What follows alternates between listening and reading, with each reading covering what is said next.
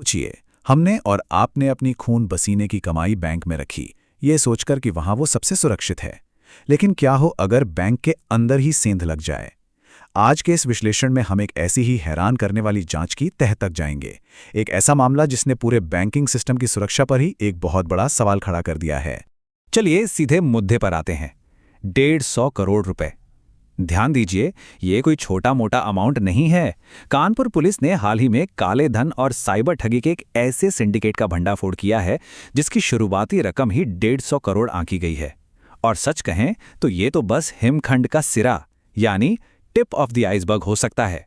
अब इस भारी भरकम आंकड़े को देखने के बाद एक बेहद डरावना सवाल जहन में उठता है।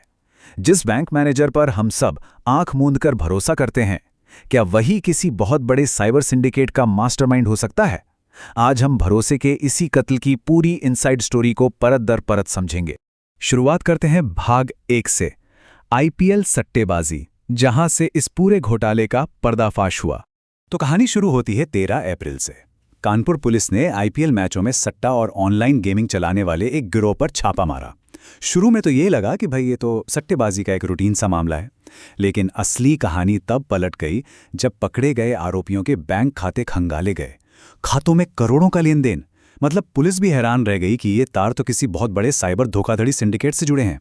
और जब इस सिंडिकेट के असली चेहरों से नकाब हटाना, तो जो सच सामने आया वो किसी बड़े झटके से कम नहीं था। यकीन मानिए, ये कोई सड़क छाप अपराधी नहीं थे।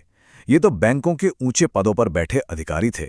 एक्सिस बैंक के ऑपरेशन मैनेजर धर्मेंद्र सिंह और deputy manager Amit Singh, Catholic Syrian bank के ब्रांच मैनेजर अमित कुमार और यूनिट स्मॉल फाइनेंस बैंक के आशीष कुमार।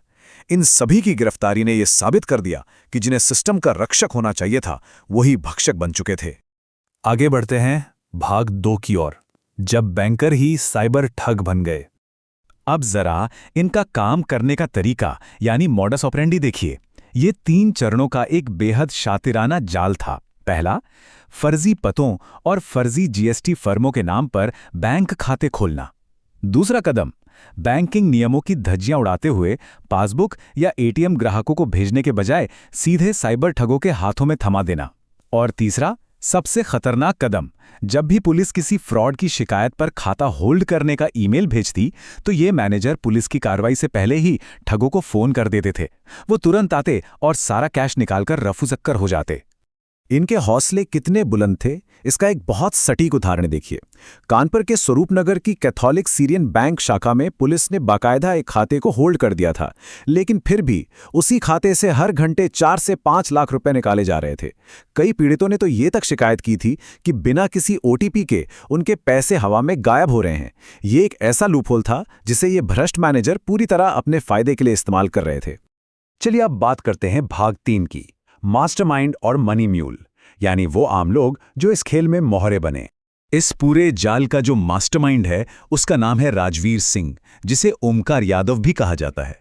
मजे की बात यह है कि राजवीर पहले खुद फीनो पेमेंट बैंक में काम करता था, तो जाहिर है उसे बैंकिंग सिस्टम के अंदर की हर कमजोरी पता थी। इसी का फायदा उठाकर उसने 5 से 10% कमीशन का लालच दिया और लोगों के नाम पर खाते खुलवाए। फिलहाल वो और उसका एक साथी अंचित गोयल फरार चल रहे हैं, लेकिन पुलिस ने उनकी लोकेशन छत्तीसगढ़ में ट्रेस कर ली है। अब आगे बढ़ने से पहले एक टर्म को समझना बहुत जरूरी है, मनी म्यूल। दरअसल ये वो लोग होते हैं जिनके बैंक खातों का इस्तेमाल काले या अवैध पैसे को इधर उधर ट्रांसफर करने के लिए किया जाता है। हैरानी की बात तो यह है कि कई बार इन बेचारों को पता भी नहीं होता कि उनके खाते का इस्तेमाल किसी बड़े अपराध के लिए हो रहा है, और कभी कभी तो बस थोड़े से पैसों के लालच में ये अपना खाता किराए पर दे देते हैं। अब जरा इस विरोधाभास पर गौर कीजिएगा, यह वाकई हैरान करने वाला है। एक ऑनलाइन डिलीवरी बॉय और उसके खाते में सिर्फ 3 महीने में 67 करोड़ रुपए का लेन देन। मास्टरमाइंड की कार चलाने वाले एक साधारण ड्राइवर के खाते में सिस्को इंडिया प्राइवेट लिमिटेड जैसी फर्जी कंपनी बनाकर 53 करोड़ रुपए घुमा दिए गए। और तो और, एक टैटू बनाने वाले युवक के खाते में 1 करोड़ रुपए। इन छोटे मोटे काम करने वालों के खातों में इतनी भारी भरकम रकम का होना साफ दिखाता है ये फर्जीवाड़ा कितने बड़े पैमाने पर फैला हुआ था। अब आते हैं भाग 4 पर, जो इस मामले को और भी ज्यादा संगीन बना देता है, आतंकी लिंक और डिजिटल अरेस्ट। यहां इन आंकड़ों की गंभीरता को समझना बहुत जरूरी है। जब पुलिस ने 8 बैंकों के खातों की जांच की तो उन्हें 125 करोड़ रुपए के सीधे धोखाधड़ी वाले लेनदेन मिले। लेकिन जो बात सबसे ज्यादा रोंगटे खड़े करने वाली है वो है नवी मुंबई का डिजिटल अरेस्ट का मामला। इस खौफनाक एक्सटॉर्शन केस से जुड़े 58 करोड़ रुपए का सीधा कनेक्शन इन्हीं खातों से मिला है। पुलिस ने फिलहाल तेजी दिखाते हुए करीब 93 लाख रुपए फ्रीज करा दिए हैं। इन दो अलग अलग घटनाओं के बीच का जो कनेक्शन है ना, वो सच में डरावना है। एक तरफ एक परिवार को डिजिटल अरेस्ट के जरिए बुरी तरह डराया जाता है और मोटी रकम वसूली जाती है, और दूसरी तरफ वही पैसा कई राज्यों की सीमाएं पार करते हुए कर्नाटक के एक ट्रस्ट के खाते में पहुंच जाता है, पूरे 5 करोड़ रुपए। अब पुलिस इस एंगल से जांच कर रही है कि क्या इस पैसे का इस्तेमाल हवाला के जरिए आतंकी फंडिंग के लिए तो नहीं हो रहा था। मतलब ये सिर्फ एक फाइनेंशियल फ्रॉड नहीं, बल्कि राष्ट्रीय सुरक्षा के लिए एक बहुत बड़ा खतरा हो सकता है।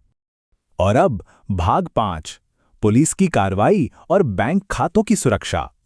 देखें, इस सिंडिकेट की कमर तोड़ने के लिए पुलिस ने अब तक काफी ठोस सबूत जुटा लिए हैं। 8 बैंकों की सघन जांच में 24 फर्जी जीएसटी फर्मों का पर्दाफाश हुआ है, 16 म्यूल खातों की पहचान की गई है और 22 फर्जी सिम कार्ड के साथ 9 मोबाइल फोन भी जब्त किए गए हैं। ये वो पुख्ता सबूत हैं जो इस पूरे आपराधिक नेटवर्क को हमेशा के लिए बंद करने में एक अहम रोल निभाएंगे। इस पूरे मामले में पुलिस का एक्शन काफी तेज देखने को मिला है। अब तक 8 आरोपियों को धोखाधड़ी और आईटी एक्ट की सख्त धाराओं के तहत गिरफ्तार किया जा चुका है।